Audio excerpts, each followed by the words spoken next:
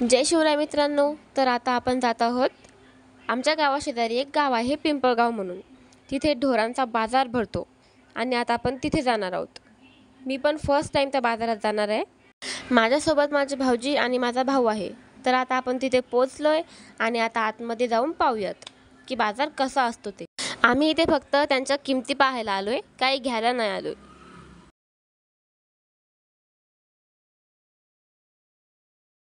तर खूपच गर्दी आहे आणि बैल पण खूप जास्त आहे. तो जो समोर बैल दिसतोय ना, त्याची शिंग बघा किती मोठी आहेत ती. किमती पाहून झाल्यात मग आम्ही निघालो. आज त्या गावचा बाजार पण होता. मग भाजीपाला घ्यायला म्हणून तिथे गेलो, पण सोबत पिशवी आणली नव्हती. मग तिथूनच कॅरी बॅगी घेतल्या आणि भाजीपाला घेतला. तेच रेणुका माताचं एक मंदिर पण आहे, म्हणूनच या गावाला पिंपळगाव रेणुकाई असं म्हणतात. आम्ही तिथे गेलो. आतमध्ये जाण्यासाठी एक मस्त छोटासा दरवाजा आहे. माझ्या भाऊजीला तिथून जाता येत नव्हतं, पण मी लगेच पास झाले कारण मी बारीक आहे म्हणून. देवीची मूर्ती बघा किती सुंदर आहे, खूपच छान. दर्शन घेतलं आणि आम्ही निघालो आणि हा थोडाफार भाजीपाला आणि एक कलिंगड म्हणजेच टरबूज घेतलं.